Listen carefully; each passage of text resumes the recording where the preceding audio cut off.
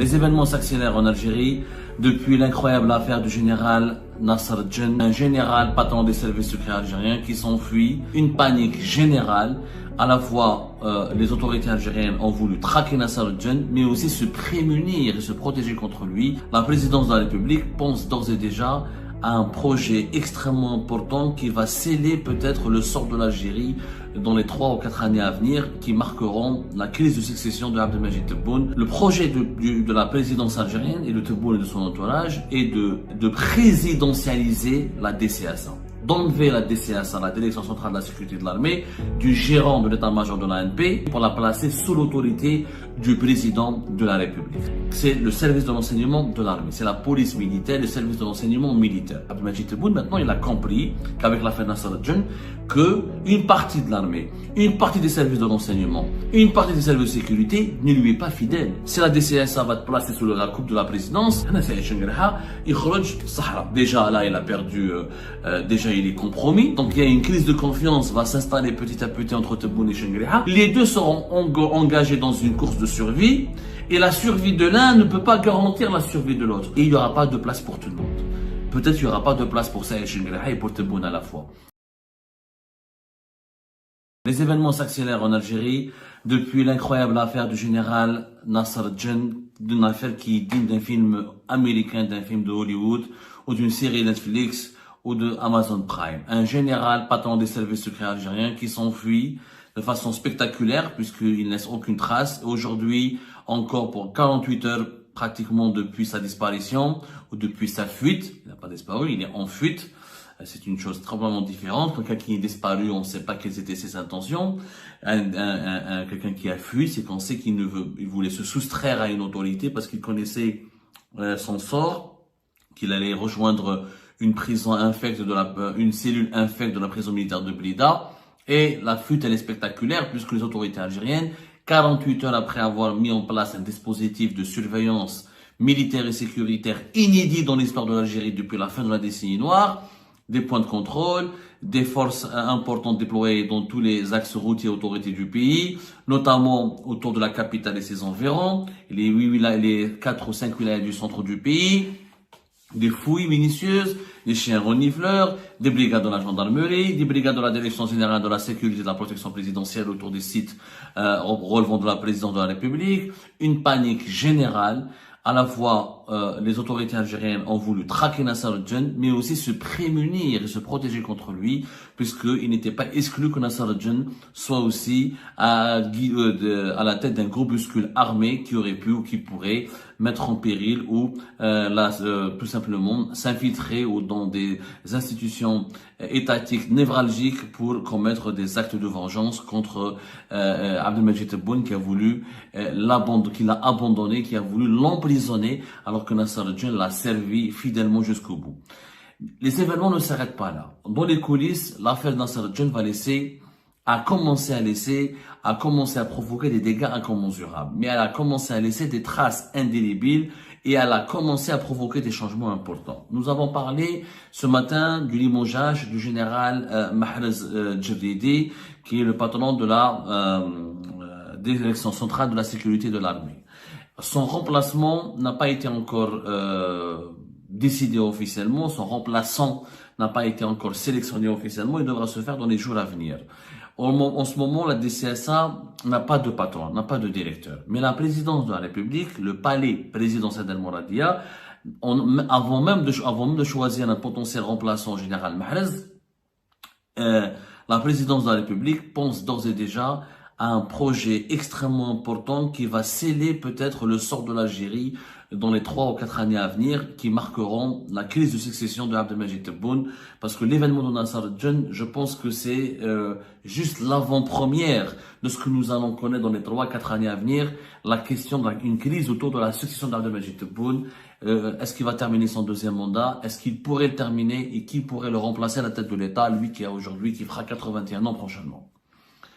Le projet de la présidence algérienne et de Tebboune et de son entourage est de récupérer, de présidentialiser la DCSA. D'enlever la DCSA, la Direction Centrale de la Sécurité de l'Armée, du gérant de l'état-major de l'ANP, pour la confier, pour la placer sous l'autorité du président de la République. C'est un projet inédit. La Direction centrale de la sécurité de l'armée, c'est le service de renseignement de l'armée. C'est la police militaire, le service de renseignement militaire. Auparavant, dans l'histoire, la DCSA a toujours fait partie du DRS, quand le DRS était dirigé par exemple par le général Toffer depuis le début des années 90 jusqu'à 2015. Et en tant que DRS, en tant que partie de la elle était sous l'autorité du patron du DRS, qui lui avait le statut du militaire, mais il était au même rang, il avait le même niveau, au niveau de la hiérarchie, il avait le même rang que le chef d'état-major de l'armée, et il était pratiquement au même rang que le chef de l'État, puisque le chef des services secrets algériens a toujours été avec le chef d'état-major de l'armée et le président de la République, l'une des trois têtes importantes du régime algérien. Donc c'était pratiquement le même rang, même si le chef d'état-major de l'armée et le chef des services secrets sont sous l'autorité du président de la République, mais en réalité en Algérie sont souvent les interlocuteurs que les subalternes du président de la République. Les interlocuteurs et les collaborateurs directs. Cette fois-ci, la DCSA, depuis 2015, 2013, entre 2013 et 2015, la période de la grande réforme et la restructuration du DRS, avant le 4e mandat de Bouteflika, on a enlevé la DCSA du DRS du général Toffer, qui n'approuvait pas le 4e mandat, qui était désapprouvé le 4e mandat et qui avait tenté même de freiner le 4e mandat.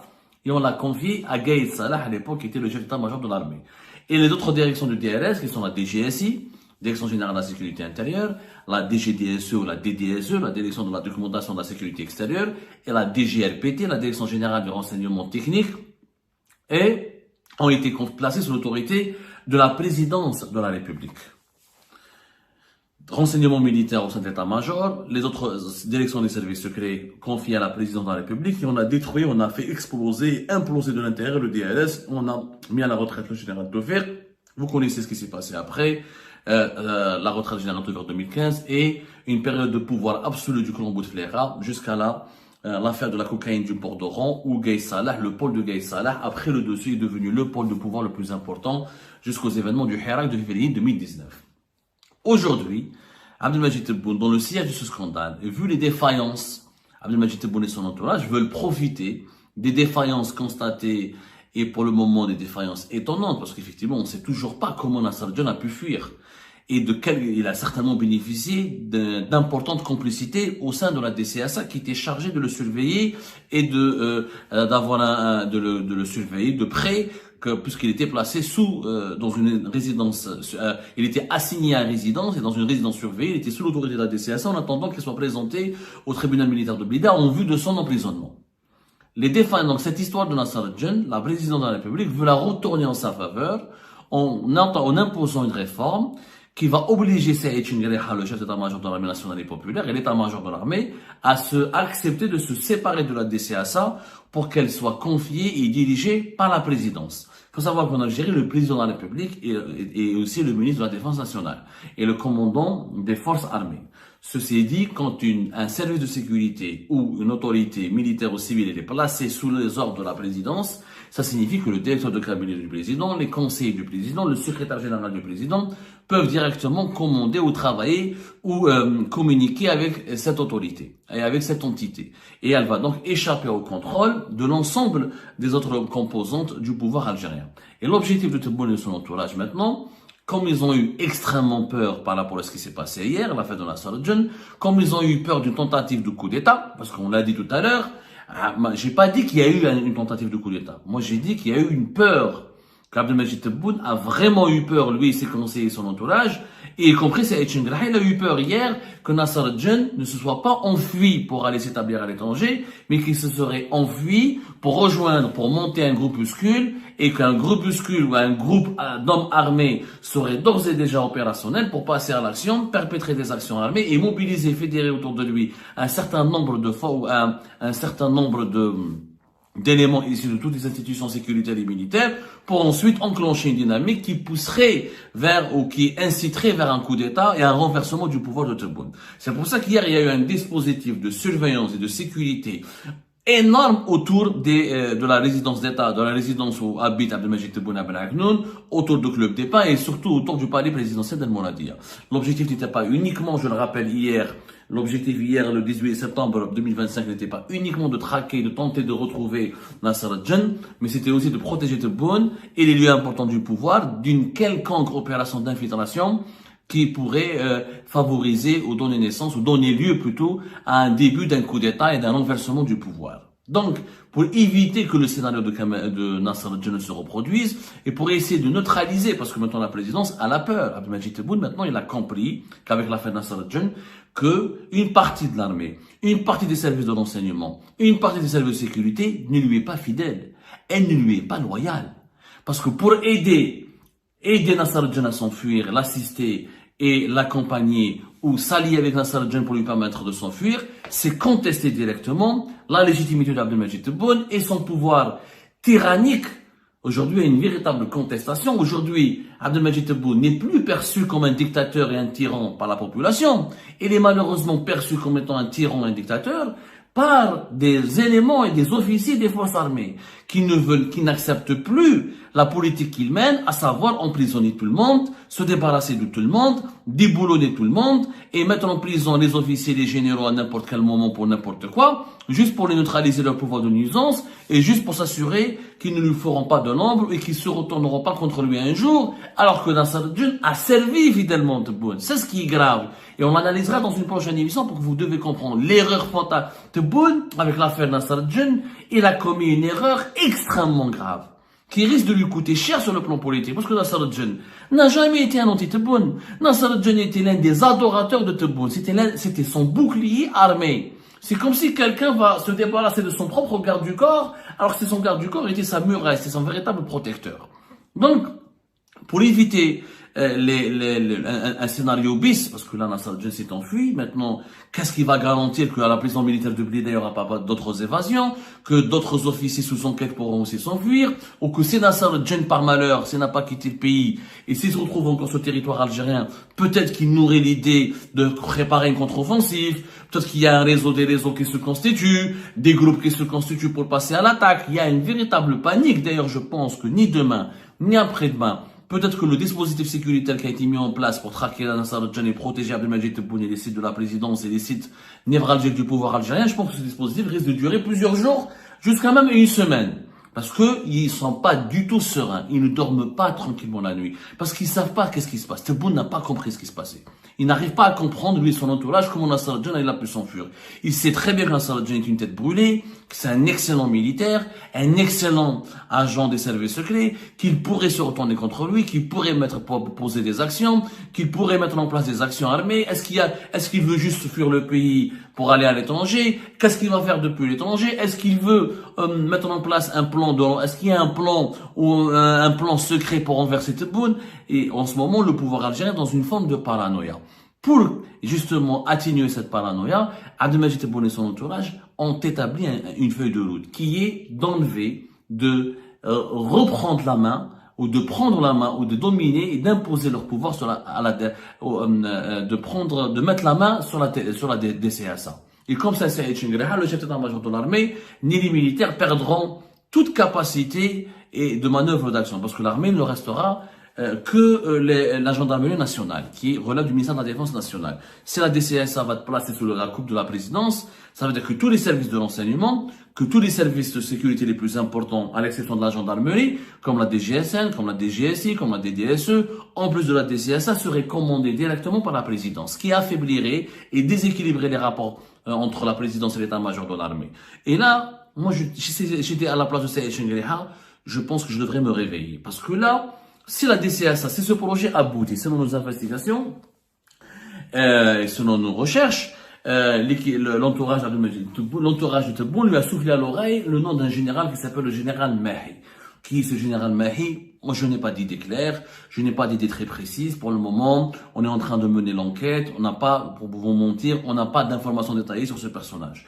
Mais ils veulent choisir un général qui est issu de leur rang, de leur clan et de leur entourage, pour le placer à la tête d'une DCSA qui sera totalement mise au service et sous l'autorité du président de la République. Déjà là, il a perdu, déjà il est compromis parce que la DCSA relève de son autorité et que le scandale de Nasser Al-Jen va affaiblir Saïd Chengrha, va le discréditer. Ça veut dire que les institutions qui relèvent de son autorité ne sont pas forcément performantes ou qu'elles sont noyautées par des groupes hostiles à Tebboune. Donc il y a une crise de confiance va s'installer petit à petit entre Tebboune et Chengrha. Et c'est le projet de la DCSA de dessaisir, d'enlever la DCSA à l'état-major de l'armée pour la confier à la présidence de la République se concrétise. Ben, cela va signifier que M. Saïd Chengrha va perdre beaucoup de son pouvoir auprès de la présidence de la République. Que le directeur de cabinet de Tebboune, l'équivalent de ce qu'on appelle le fameux Boualem, pourrait devenir plus puissant que Saïd Chengrha parce qu'il pourra parler à la DGSN, à la DCSA, à la DGSI, à la DDSE. Saïd Chengrha va garder que les gendarmes et les corps et les ensembles d'élections de l'armée et les corps les différents corps respectifs de l'armée nationale et populaire. Ce qui n'est pas rien. Mais ça ne pèse pas, parce que la force de frappe, c'est le renseignement, c'est pas les troupes. La puissance politique, c'est quoi? C'est celui qui dirige les polices judiciaires.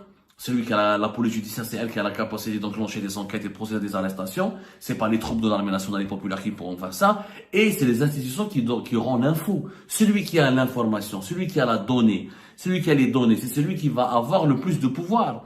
Saïd Chengrha, je pense qu'il est aujourd'hui dans le collimateur. Je crois que aujourd'hui l'affaire Nasser Al-Jen, au lieu de pousser Tebboune et son entourage à se remettre en cause, à changer de politique, au regard du dispositif sécuritaire qui a été déployé, au regard de la démonstration de force, il commence Abdelmajid Tebboune à présider un haut conseil de sécurité nationale pour dire que je suis encore le président, je suis là, on essaye, je sais, je maîtrise la situation. Au regard de cette attitude, j'ai l'impression que Tebboune ne va pas se remettre en cause, et au contraire, il va essayer de se muscler encore plus sa politique, d'établir un rapport de force. Pour qu'il établisse un rapport de force, il doit prouver qu'il est le plus fort. Pour prouver qu'il est le plus fort, il doit affaiblir quelqu'un. Celui qui sera affaibli, c'est Saïd Chengrha. De un. Et de deux, la succession de Abdelmajid Tebboune va se poser. Abdelmajid Tebboune, il sait très bien, il a fait un malaise, il a été hospitalisé en Allemagne, il a 81 ans. Dans 2 ans, il aura 83, presque 84 ans. Donc, sa santé ne lui permettra pas d'aller jusqu'à 2029. Extrêmement défi. En tout cas, sa santé ne lui permettra pas de faire un 3e mandat. Ni son âge. Donc, il faudra qu'il choisisse son successeur. Or, Chengrha et l'état-major de l'armée devront peser sur ce choix. Sauf que l'entourage de Tebboune ne veulent pas partager leur pouvoir. Ils veulent choisir leur successeur eux-mêmes. Et ils veulent pas associer l'état-major de l'armée. Parce que si Chengrha doit peser sur la succession, il va essayer de choisir un président qui va le protéger, avec lequel il pourra régner. Il va jamais accepter qu'un nouveau président soit sélectionné, qui ne soit pas issu de ses alliances, ou de ses jeux d'alliance, ou de son entourage, ou de ses réseaux personnels. Cela signifierait qu'il mettra son destin entre les mains d'un président quand il va arriver au pouvoir, qui pourrait l'enlever rapidement, étant donné que le président a le pouvoir d'enlever les chefs d'état-major de l'armée. Donc, entre Tebboune et Chengrha, c'est une lune de miel. L'entente, elle a toujours été parfaite, jusqu'au 2e mandat. Mais cette entente, elle est appelée à se dissiper. Elle est appelée à s'effriter. Et Saïd Chengrha, s'il n'a pas compris que lui, et il est dans le viseur, que le clan Tebboune vont tout faire pour convaincre Abdelmajid Tebboune de changer Saïd Chengrha afin de ramener un autre chef d'état-major de l'armée nationale et populaire qui pourrait leur être totalement loyal et totalement soumis. Comme ça, ils choisiront eux-mêmes le successeur qui devra succéder à Tebboune en 2029. Là, Saïd Chengrha fera preuve d'une grande naïveté. L'amour, l'entente, la lune de miel entre Saïd Chengrha et Abdelmajid Tebboune, elle sera de courte durée dans les années à venir. Parce que c'est pas les mêmes intérêts. Tebboune, son intérêt, c'est de protéger son entourage et son clan, et quand il va partir, de laisser derrière lui des enfants en toute sécurité.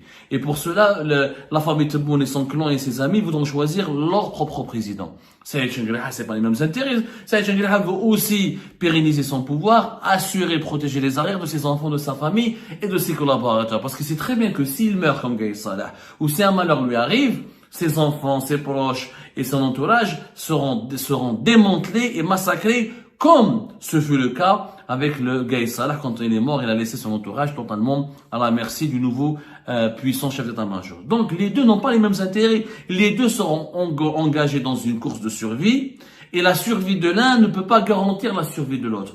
En clair, Sur le bateau le régime algérien sera, il va cesser d'être un navire qui peut accueillir tout le monde, il sera un petit bateau qui peut accueillir un nombre limité de personnes, les places seront très limitées et il n'y aura pas de place pour tout le monde. Peut-être qu'il n'y aura pas de place pour Saïd Chengreh et pour Tebboune à la fois. Et ben c'est la fin de cette vidéo les amis. Je vous remercie comme d'habitude pour avoir suivi jusqu'à la fin. N'oubliez pas de nous laisser vos commentaires et vos réactions sur la vidéo et de vous abonner à la chaîne si vous n'êtes pas encore abonné. Et merci aussi pour vos commentaires et vos discussions très animées dans la section des commentaires. Donc, vous n'oubliez jamais de décortiquer bien un sujet sur tous les points qui ont été abordés dans la vidéo et ça fait vraiment plaisir quand moi-même je ne fais pas de commentaires, je m'appuie sur vous pour que vous puissiez bien expliquer les choses et en faire des discussions civilisées et dans tout le respect possible. Donc voilà, merci beaucoup et à la prochaine dans une nouvelle vidéo.